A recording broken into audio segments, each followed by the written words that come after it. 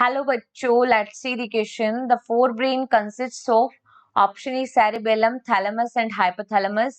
Option B pons, cerebrum and medulla.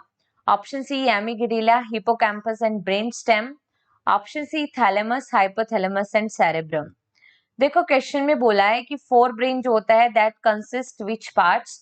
तो देखो fore brain basically जो ब्रेन है that is divided into three parts.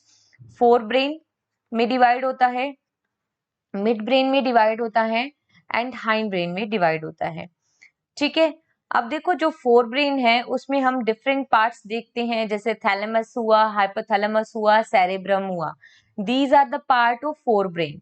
अब देखो ऑप्शन ए में लिखा है सेरेबेलम. देखो cerebellum that is the part of hind brain.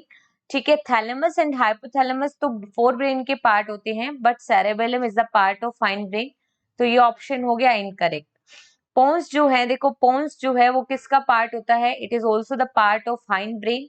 And medulla that is also the part of hind brain. And cerebrum is the part of fore brain. तो ये option भी incorrect हो गया. देखो एमिगेडेला जो है that is the part of fore brain. ठीक है. लिम्बिक सिस्टम का एक कंपोनेंट होता है amygdala and that is situated in the fore brain.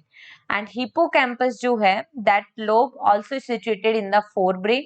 But जो ब्रेन स्टेम है ये फॉर्म्ड होता है मिड ब्रेन और हाइंड ब्रेन के पार्ट से. तो ये ऑप्शन हो गया इनकरेक्ट. ठीक है. देन फर्दर आता है thalamus. Yes, it is the part of fore brain. Hypothalamus is also the part of forebrain and cerebrum is also the part of forebrain and cerebrum is the largest part of brain. ठीक है. So here only D is the correct answer. Best of luck.